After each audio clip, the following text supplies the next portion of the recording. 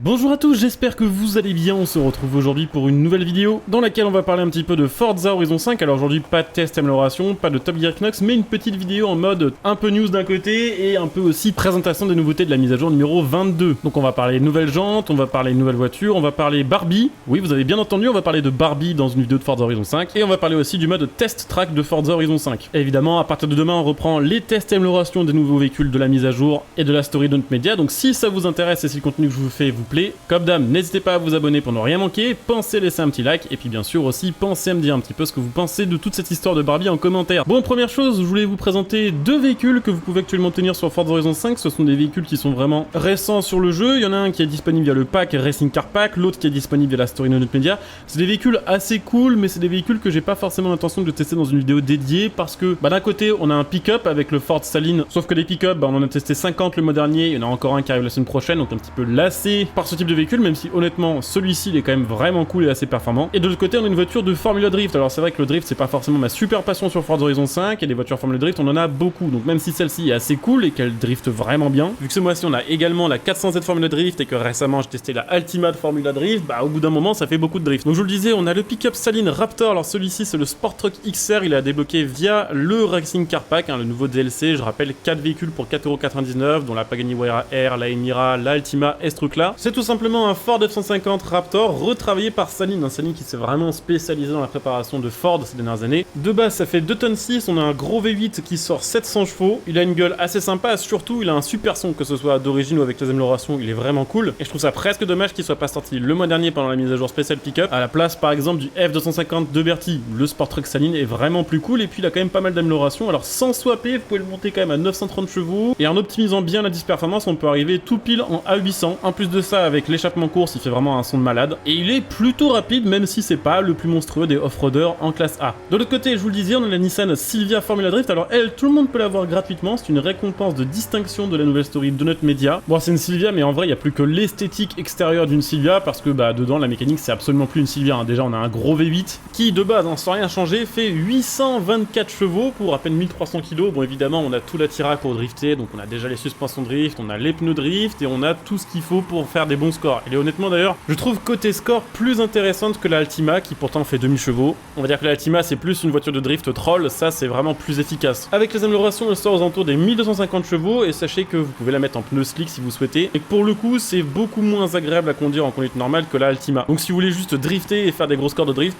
prenez-la, changez pas les pièces de châssis, mettez juste un plus gros moteur, et ça fera vraiment le taf. D'ailleurs, petit fun fact, cette voiture, comme d'autres modèles de Forza Horizon 5, est équipée de stickers sur le pare-brise, et surtout de feux avant teintés. Je ne pense pas que ce soit pour teaser l'ajout de ces customisations sur Forza sur une prochaine mise à jour, mais quand on voit ce genre de voiture avec ce genre de customisation sur le jeu, on peut se dire que clairement ce serait techniquement faisable de faire un système à la Need for Speed Unbound où on peut tout simplement changer la couleur des phares librement pour tous les joueurs. Et puis on est en 2023, ça m'étonnerait quand même que le jeu soit pas capable de gérer des stickers sur les pare-brises, mais je sais pas pourquoi, c'est toujours pas présent sur Forza Horizon 5. Maintenant, puisque je sais que c'est important pour vous, on va parler un petit peu customisation, puisque ce mois-ci on a eu pas mal de nouvelles customs. Alors pas de kit carrosserie malheureusement, toujours pas de néon, toujours pas de nouveaux types d'échappement, mais quand même une trentaine de nouvelles jantes, et d'ailleurs aussi, pendant qu'on est dans les menus, un nouveau système qui met des petits chiffres en noir sur fond jaune pour vous indiquer dans quelle catégorie des pièces ont été ajoutées sur le jeu, et qui vous mettra vraiment un petit message new sur les nouvelles pièces. Comme ça, quand ils ajoutent d'un coup 20 ou 30 nouvelles pièces, vous savez directement lesquelles c'est, et pas besoin de chercher pendant 4 heures où sont les nouvelles jantes, et ça évite aussi de confondre les nouvelles jantes avec des modèles déjà présents sur le jeu avant. Donc ils ont mis l'accent sur les nouvelles jantes Aero 10 de chez Rotiform. Personnellement, je trouve ça vraiment très moche, vous pourrez me dire en commentaire ce que vous en pensez, mais ça c'est vraiment pas mon délire. Alors après, pour l'aéro, effectivement c'est bien, mais je crois que de toute façon sur Forza Horizon 5, ce genre de détail n'est pas pris en compte par la physique, il y a juste le poids des jantes qui va compter. Et puis personnellement, depuis qu'il y a eu ce truc très mis en avant sur Need for Speed Unbound, dès que je vois ce style de customisation, je pense tout de suite à Need for Speed Unbound, ce qui n'est pas toujours une bonne chose. Par contre, il y a également de nouvelles jantes qui ont été ajoutées sur le jeu dans la marque Fixeux, c'est plutôt d'ailleurs des jolies jantes avec pas mal de déports, rien de révolutionnaire, mais elles font vraiment le taf. Et puis l'ajout d'une nouvelle marque de jantes, en tout cas je crois qu'elle n'était pas présente avant sur le jeu, les Modular. Il y a je crois une quinzaine de modèles de ces jantes là qui ont été ajoutés sur le jeu, elles sont assez sympathiques, là aussi rien de transcendant, mais ça vous permettra probablement de retravailler certaines de vos customisations en ajoutant ces jantes là, et puis toujours plus de choix de custom, c'est toujours bien. On va parler maintenant de l'une des grosses nouveautés aussi de cette mise à jour, le système de test track, en français piste d'essai. C'est une piste d'essai qui est à côté du festival principal de Forza Horizon 5, à l'entrée du circuit du festival, et en gros quand vous lancez cette épreuve là, vous avez la possibilité de tester votre voiture avec des améliorations avant de valider votre panier et de valider l'achat de vos améliorations. Donc pour les nouveaux joueurs de Forza Forza Horizon 5, ceux qui sont un peu pauvres. Ça vous évitera de tester des trucs sans vous ruiner en amélioration pour un truc qui vous plaît pas. Sachez quand même, pour les autres joueurs qui voient pas l'intérêt, que ce système-là sera probablement présent Day One sur Forza Horizon 6. C'est une espèce de test à mon avis, de voir un petit peu si ça plaît aux joueurs et de voir comment ils peuvent améliorer ça. D'ailleurs, je pense clairement qu'il y a pas mal de choses à améliorer sur ce mode-là, comme ajouter une touche quand on est dans le festival qui permet directement de lancer le test track plutôt que de devoir sortir du garage, aller à l'épreuve et avoir un nouveau chargement. Faudrait aussi optimiser un petit peu le mode, puisque actuellement, quand vous êtes dans ce mode-là sur PC ou Xbox, ça rame sa mère à chaque fois que vous changez de type de pièce. Ce qui serait vraiment top, c'est d'avoir deux pistes délimitées, on va dire une pour la course off-road et une pour la course sur bitume, avec un chrono qui se lancerait automatiquement lorsque vous attaquez l'un de ces deux tours, pour que vous puissiez comparer avec telle ou telle amélioration, j'ai ce temps-là, avec telle autre amélioration, j'ai un temps qui est meilleur ou moins bon. Parce qu'actuellement, ce mode-là permet pas vraiment, on va dire, de faire le bon choix. C'est une bonne idée, mais il y a des choses à améliorer. Par contre, sachez que vous pouvez effectivement sortir de la piste d'essai et aller n'importe où sur la map. Donc si vous avez envie de tester une voiture sur la ligne droite de l'autoroute, rien ne vous empêche de conduire jusqu'à l'autoroute avec votre voiture avant d'avoir payé les améliorations pour voir un petit peu ce que ça donne. Bon, on va parler maintenant un petit peu du sujet sensible, Barbie. Alors c'est vrai que depuis l'extension Lego de Forza Horizon 4, on trollait un peu tous en se disant allez, prochaine extension, ça va être soit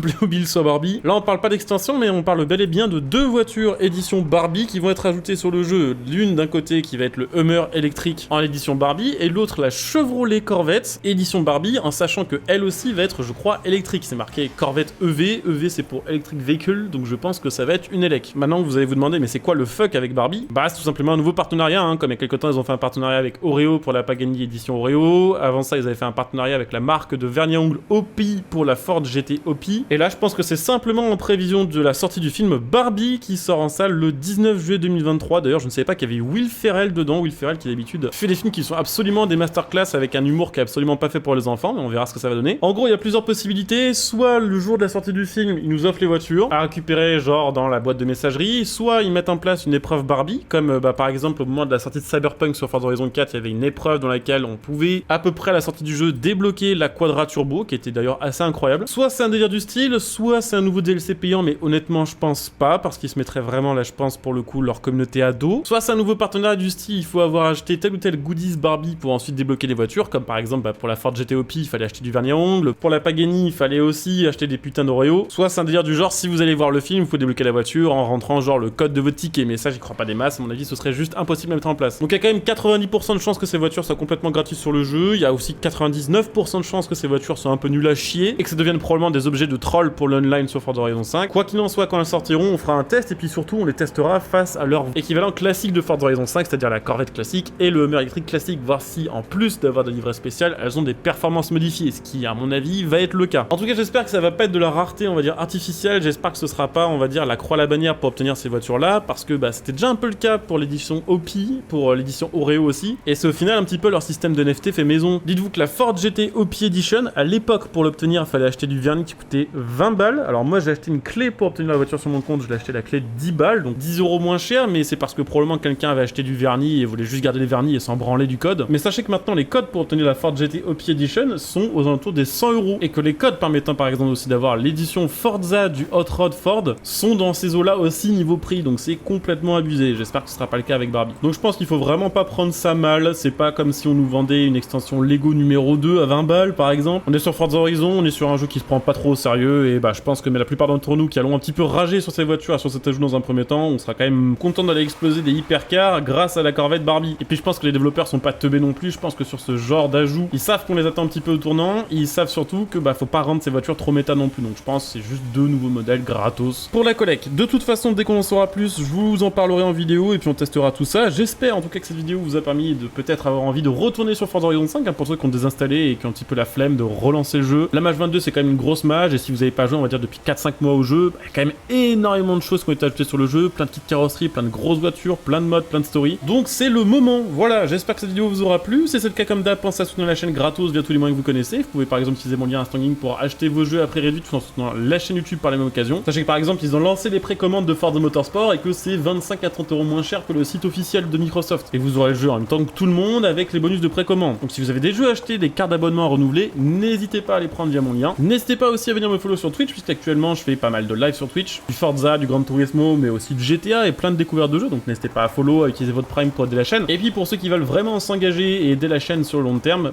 pensez à devenir des soutiens via le bouton rejoindre sous cette vidéo. Je coupe ici, je vous dis à très bientôt pour une nouvelle vidéo. Bon jeu à tous, ciao.